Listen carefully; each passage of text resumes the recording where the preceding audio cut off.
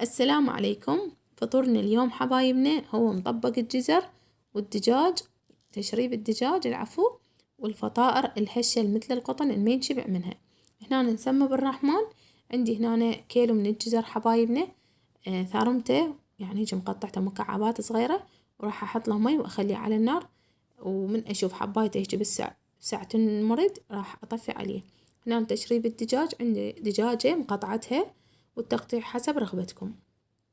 حمستها العفو حمسة زينة، وذبيت عليها بصلاية متوسطة، العفو بصلاية كبيرة ثرمتها ناعم، ورشة من الفلفل الأسود، ورشة من الكاري والكركم والكزبرة المطحونة، وملح.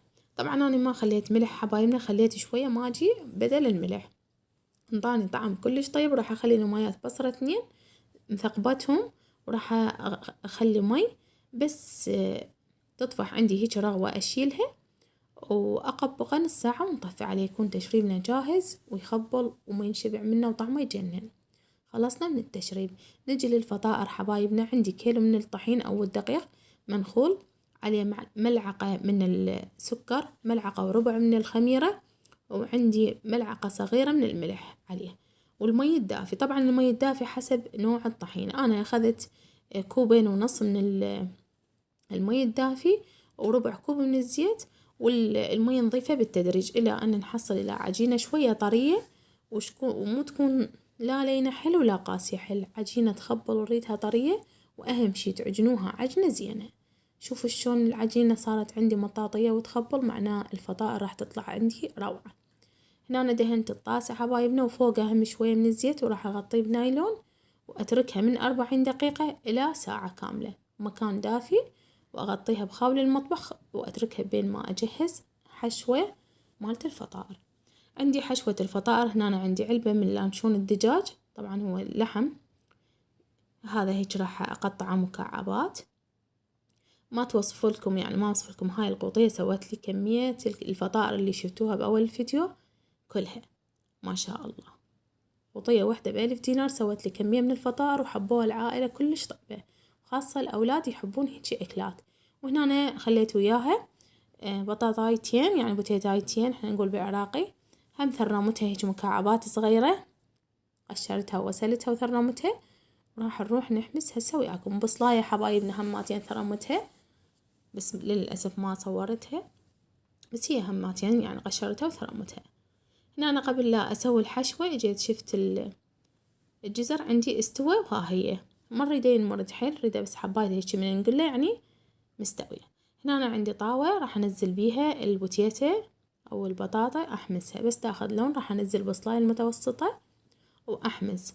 بس تستوي البوتيتة عندي تماما، أنزل لانشون الدجاج أو قطع الدجاج أو صدر الدجاج إذا تحبون عادي، ورشة من الفلفل الأسود، ورشة من الكزبرة، ورشة من النعناع اليابس يعطيها طعم كلش طيب، وملعقة من المعجون مال الطماطة، وأكيد الملح ما ننساه. وها هي حبايبنا، وقليل جدا من الكمون، لا تكثرون. طبعا أنا الكمون ما أكثر من عنده بأكلاتي، لأن طعمه يعني كلش قوي ويطغي على الأكل صراحة. هنا أنا راح أخلي آخر شي كرفس، شوفوا هاي قليل جدا من الكمون. كرفس أنا ما عندي فريش، فعندي مفرسته أنا يعني غاسلته ومجمدته، فعادي.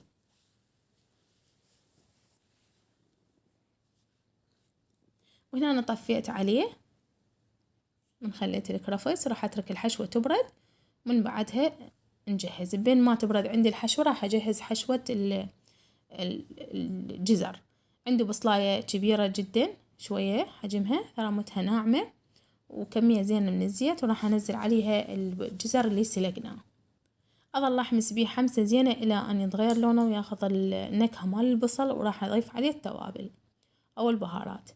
ملعقة صغيرة من الكركم، وملعقة من الكاري، ملعقة من الكزبرة، وملعقة من النومي بصرة المطحونة، وملح أكيد حسب رغبتكم، وباقة أو حزمة من الشمنتة من نقعتها وثرمتها، يعني نقعتها وصفيتها وثرمتها وضفتها عليه، قليل من اللامندوزي ينطي طعم شوية وحموضة كلش طيبة. ما تحبون الحموضة بلاها.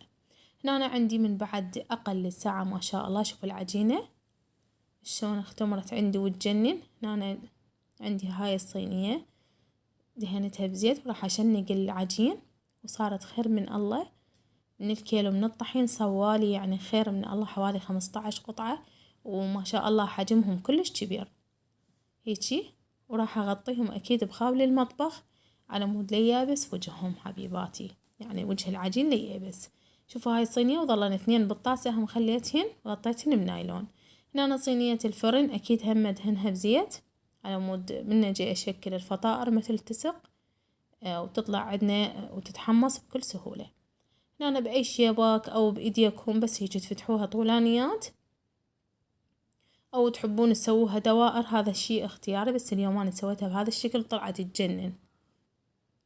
طبعا كلش طيبات على الفطور وخفيفات وما يبور حبايبنا إذا بقي للسحور، بس ما شاء الله يعني سحور وفطور طيبات الفطائر وهشات وما ينشبع منهم. هيك أقفلهم وأخليهم، تردون تخلوهم هيك مقفولين، تردون تسووا لهن فتحات. أنا صراحة فتحتهن من النص مثل ما شفتوا بالفيديو.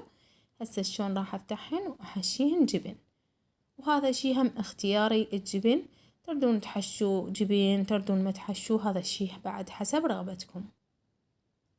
هنا أنا هاي فتحتها بإيدي للما عنده شابك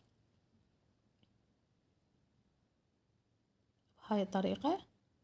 بس أهم شي أكون من نفتح العجين أكون متساوي، مو صفحة يعني ثخينة وصفحة خفيفة لا. وهنا أنا أضيف الحشوة بهاي الطريقة وأخليهن بالصينية. وهنا هيجي بالسكينة بس فتحة جدا بسيطة سويت لهن، وراح أحط عليهن جبن موزاريلا.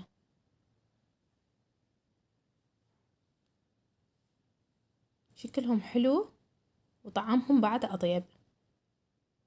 طبعا الجبن حسب رغبتكم حبايبنا، تقدرون تلغوا. وهنا أنا صفار بيضاية للأطراف على مود ياخذون اللون الذهبي الحلو.